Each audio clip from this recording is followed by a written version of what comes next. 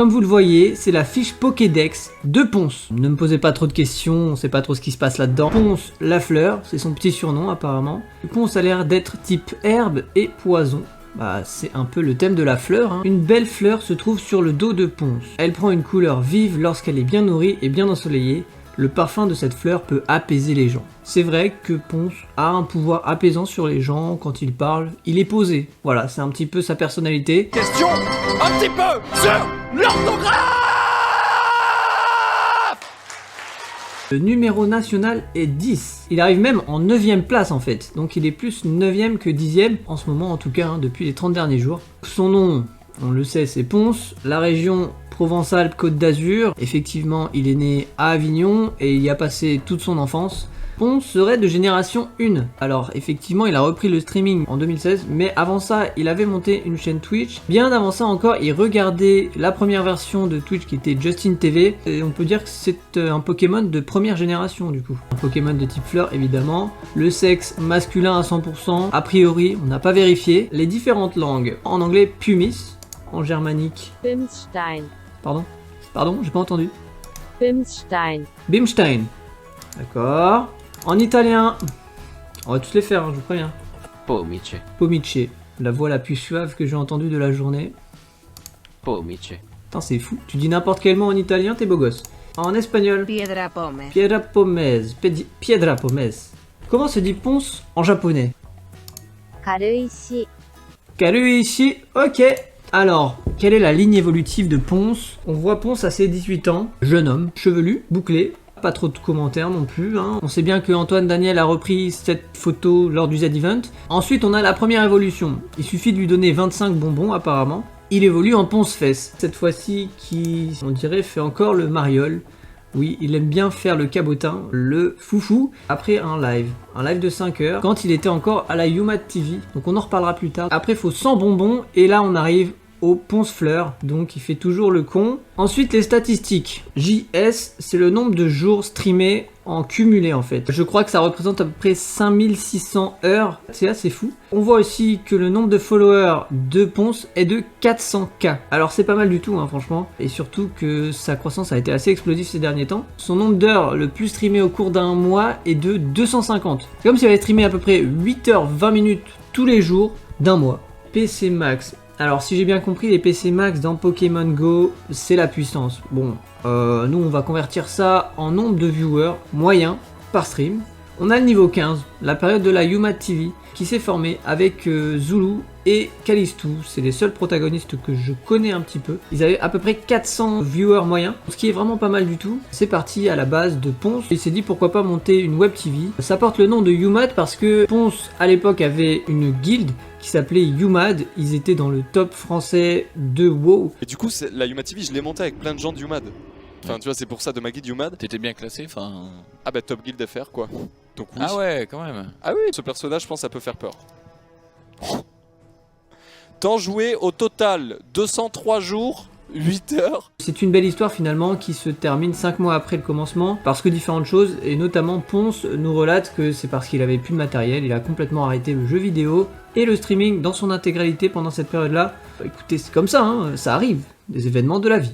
Le niveau 20 de Ponce, c'est la reprise du streaming en 2016 avec à peu près 20 viewers moyens. Il a baissé en puissance, il est passé de 400 à 20.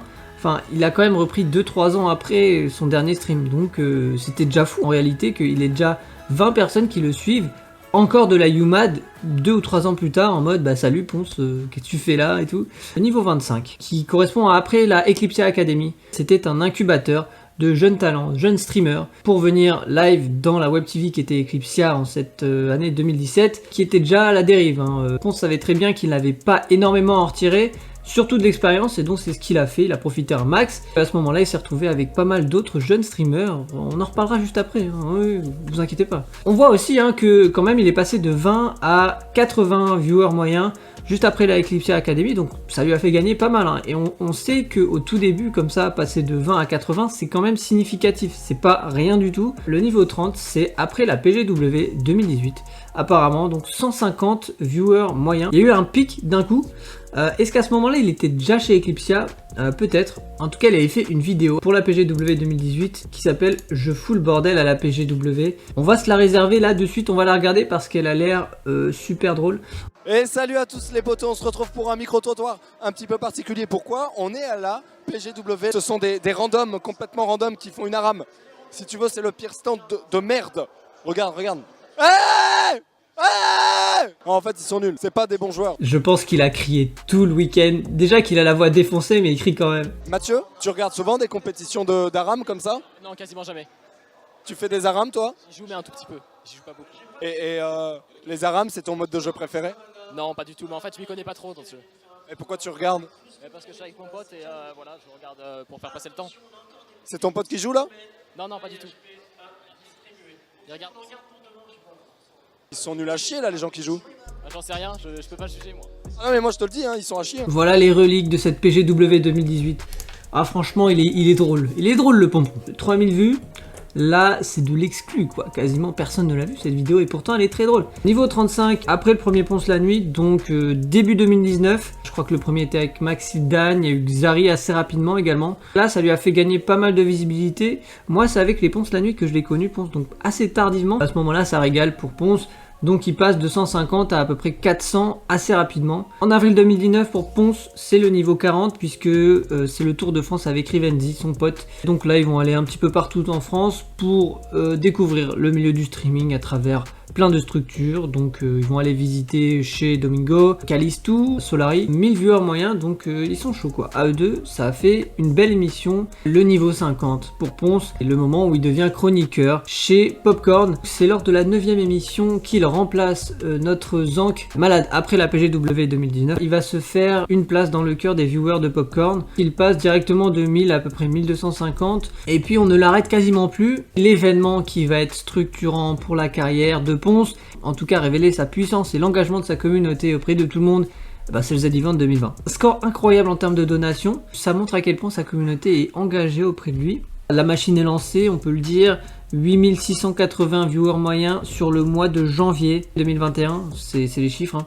On sait pas jusqu'où ça peut aller tout ça. La taille et le poids de Ponce est inconnu, donc j'ai estimé à peu près 1m78. Donc je pense que c'est entre 1m78 et 1m83, je me trompe très certainement, et le poids 70 kg. En vérité, on s'en fout un petit peu, c'est pas très important. Mais d'avance, pardon Ponce, si je me suis gouré dans tes mensurations. Le taux de capture du Ponce n'est pas très élevé. Le Ponce est quelqu'un de très indépendant. Domingo a réussi à le capturer dans son émission Popcorn, et ça régale tout le monde, hein. Il a très bien sa place. Le stream, qui pendant un temps a réussi à le capturer. Évidemment, ça correspond à une personnalité. Il y a des gens et des streamers très talentueux qui sont chez le stream, ils sont pas pour autant prisonniers, hein. On s'entend bien, mais le Ponce est assez dans la liberté, l'indépendance, et il aime bien mener sa petite barque. Donc voilà, 10% de taux de capture. Taux de fuite par contre, chez Ponce est assez élevé. Faut qu'on revienne sur son parcours quand même, puisqu'il a fait énormément de choses, c'est ça qui fait son originalité. Mais le taux de fuite chez le Ponce est assez fort. Si vous regardez mon parcours, 2 années de prépa d'école d'ingé, j'arrête. 1 année au cours Florent, j'arrête. 2 années au conservatoire de Toulouse, j'arrête. Je fais un service civique où je travaille dans le culturel, etc. Et en même temps, je donne des cours de maths. J'arrête pour aller donner des cours de maths au collège. J'arrête pour partir à Berlin. Je trouve un boulot en tant que community manager. Je me mets à streamer, j'arrête pour streamer. Enfin, moi, j'ai fait que arrêter. Hein. D'ailleurs, c'est probablement mon dernier live, quoi. Distance œuf, je ne sais pas c'est quoi cette stat. Donc apparemment, il est pas dans les œufs. Peut-être qu'il est dans les choux. Chou-fleur, tout ça. Bon, bref. Ponce dispose de tout un panel d'attaque. Là-dessus, il est quand même très fort. Le cri, vous connaissez tous. Je parle tout doucement. Alors que là, donc vous m'entendez parler un peu plus fort, mais vous captez pas qu'en vrai, c'est beaucoup plus fort. Et là, j'en parle même pas. Je suis juste en train de gueuler, en fait. Là, je m'égosille la voix. Ah Ou il y a encore... Avant l'ombre et l'indifférence, le vertige, puis le silence. Voilà, il y a ça. Cette fois-ci aussi, là... Waouh,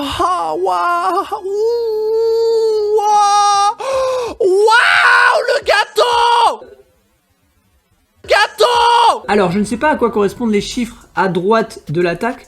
On a 10 EPS et 90 DPS. Alors 90 DPS, j'imagine bien que c'est l'attaque et c'est les dégâts que ça fait.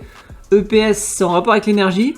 On va dire que c'est l'énergie que ça lui prend. Donc peu d'énergie pour beaucoup d'efficacité. Le cri est une arme régulièrement pratiquée par le ponce, très fort, voilà, et très efficace. Pleurnichage, 10 EPS aussi, donc ça lui prend peu d'énergie et ça fait encore plus de dégâts. Voyons ce que c'est. Bah.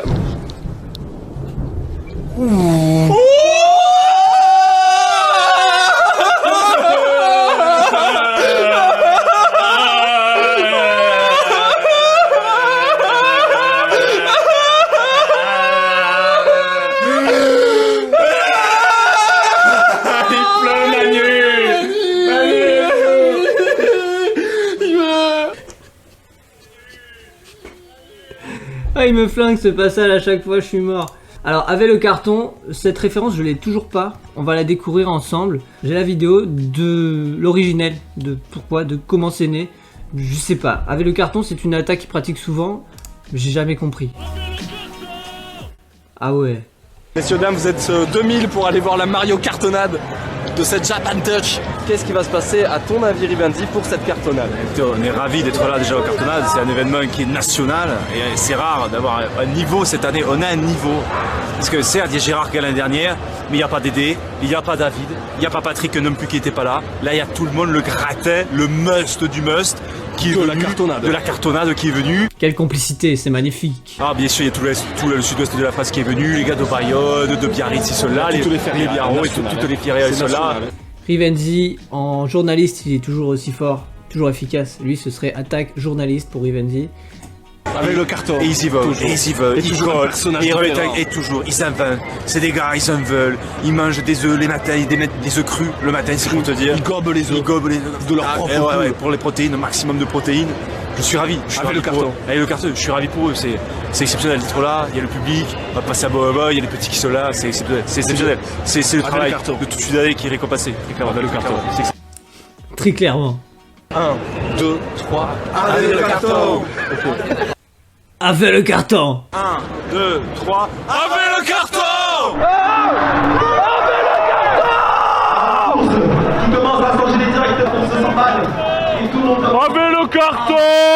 Avec le carton. Ah, c'est beau de voir la complicité entre deux streamers amis depuis assez longtemps, qui se sont rencontrés d'ailleurs, j'en parlerai plus tard. Effectivement, avec le carton, on a enfin l'origine. Attaque immédiate de Ponce, avec le carton, et ça part, ça part. Là, on a les attaques chargées. Ce sont des attaques qui demandent plus d'énergie à mettre en place, mais à la fin, ça fait encore plus de dégâts que les attaques immédiates. Alors, on a l'éternuement. Je pense que vous savez de quoi je parle. Putain, j'ai envie d'éternuer, c'est lent. Ouais. Ça, c'était chaud. Donc là, beaucoup d'énergie à déployer quand même.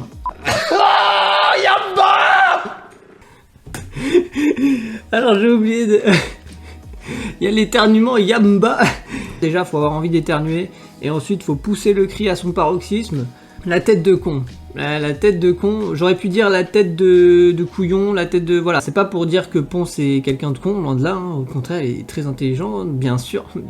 Mais la tête de con, ça c'est une attaque très forte et qui demande pas tant d'énergie que ça. Regardez. Salut YouTube!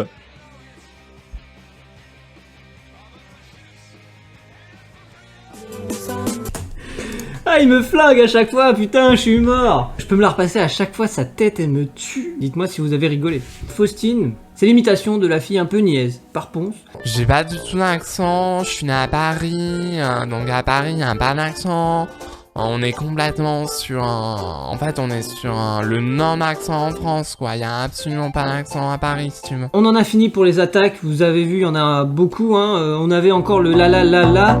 Je vais pas le faire, en plus c'est ridicule. Il a plusieurs cordes à son arc, hein, si je puis dire. Les résistances et vulnérabilité. Ce n'est absolument pas un jugement de personnalité. Il n'y a pas de bien ou de mal. Le point comme ça, c'est la confiance en soi. Quand il raconte par exemple qu'il est parti de Marseille pour aller vivre en Allemagne quasiment du jour au lendemain, il a pris ses affaires et il est parti. Il faut quand même un minimum de confiance en soi.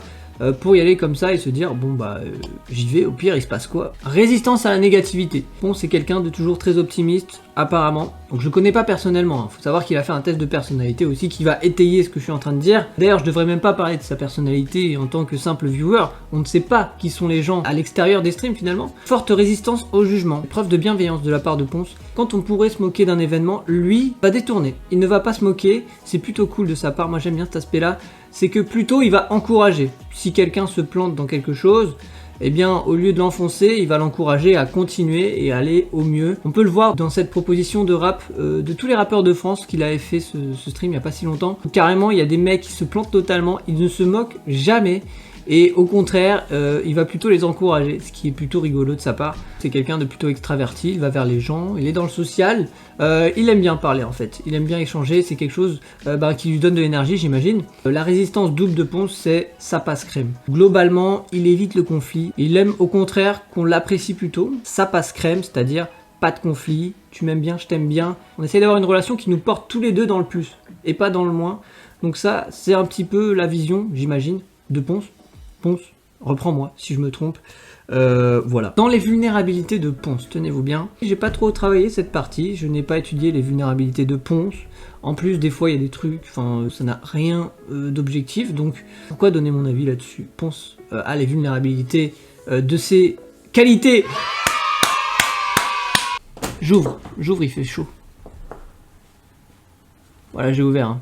Ensuite, on a les meilleurs contres dans les raids. On va simplement dire que c'est des personnes qui ont interagi avec Ponce. On a tout d'abord Rivenzi. Rivenzi et Ponce se sont rencontrés à la Eclipsia Academy pendant l'incubateur en 2017. Et donc, ils se sont retrouvés tous les deux dans une grande maison remplie de streamers, d'apprentis. Vu qu'il n'y avait pas assez de lits, ils ont dû dormir ensemble, chose qui se fait peu quand même quand tu connais pas la personne.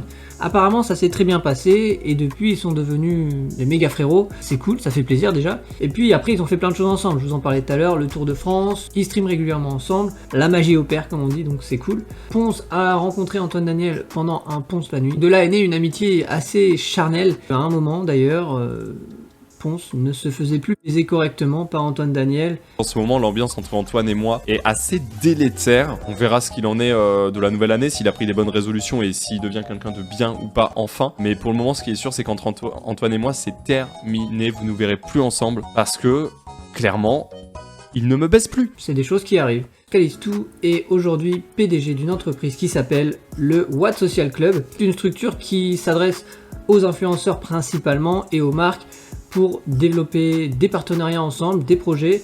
Et donc ils avaient notamment organisé le Tour de France de Rivenzi et Ponce. On va bosser avec Team Couton majoritairement, avec Solarine majoritairement, avec Prime aussi, pas mal. Beaucoup, ouais. Calistou, à la base, Ponce la connaît de WoW. Elle faisait partie de la guilde UMAD. Et donc ils se sont retrouvés ensemble à plusieurs étapes de leur carrière, notamment pendant la UMAD TV qu'ils avaient monté aussi ensemble. Concernant Ultia, je sais qu'ils sont assez proches. Bonjour. Salut. Ça va? Tu es rural. Oui. Bah, je suis là pour une balade un petit peu dans la nature. Bah, je suis très contente que tu aies fait le déplacement jusqu'ici. T'es prêt pour la Avec visite? plaisir. SFR est clairement un counter de Ponce. Tu brandis la carte SFR, le Ponce est terrassé directement. Hors de question que je paye ces 60 € d'intervention. Domingo, je sais qu'ils s'étaient vus pendant le Tour de France. Ponce et Rivenzi avaient visité les locaux de Domingo. On avait pu en apprendre pas mal d'ailleurs sur ce dernier. Et puis maintenant, Ponce est dans Popcorn, donc clairement les deux sont liés et ils ont une entente très chaleureuse. Ça fait toujours aussi plaisir. Zerator, qui est intervenu aussi dans la carrière de Ponce, notamment pour ce dernier Z-Event 2020 qui a été révélateur. Ensuite, on a Zulu, avec qui Ponce a monté la UMAD TV. Donc il y avait d'autres streamers que je ne connais pas, je dois vous avouer. Et donc à ce moment-là, eh bien, c'était les deux poteaux et ils étaient ensemble dans l'aventure pendant 5 mois à la UMAD TV. Ils se sont revus plus tard et Ponce a eu des conseils de Zulu pour se lancer dans le milieu du streaming. Maintenant, la dame de la sécurité, vous avez 3 secondes pour deviner qui est cette dame. C'est une carte surpuissante sur lui. Alors, on a Alain pour Jaune. Voilà, chanson qui tient à cœur Ponce, parce que c'est un bon vivant et qu'il aime le Ricard. Attendez, il parle bien de Ricard, hein, pas de pastis. Jaune, comme le blanc de mes yeux quand je suis défoncé. J'en bois à l'apéro. En imagerie, alors on a toutes les formes de Ponce. On a la forme Pépé et Twitch, le costume de fleurs, le classique, hein. Le costume de Waluigi, là Ponce est clairement indestructible. Alors ensuite on a le costume Faustine. Effectivement, c'est bien Ponce que vous voyez là. C'est Ponce, hein, je vous assure. Ça ressemble un petit peu. Ponce pratique un métier qui aujourd'hui est au cœur du divertissement. C'est quelqu'un qui a de l'énergie aussi, mais c'est pas quelqu'un qui va être tout le temps dans l'énergie. Il va être assez posé. C'est un style de personnalité qui avait pas encore dans le stream français. Aujourd'hui, il occupe une place assez importante dans ce paysage-là, justement parce que il répond à un certain type de personnes. Je suis d'accord que cette idée était chelou de faire un Pokédex sur Ponce. Oui, mais en même temps, c'était rigolo. Enfin, moi, j'ai trouvé ça cool. J'espère que je pourrai compléter ce Pokédex avec d'autres attaques, d'autres niveaux. Et puis sur ce, je vous dis ciao!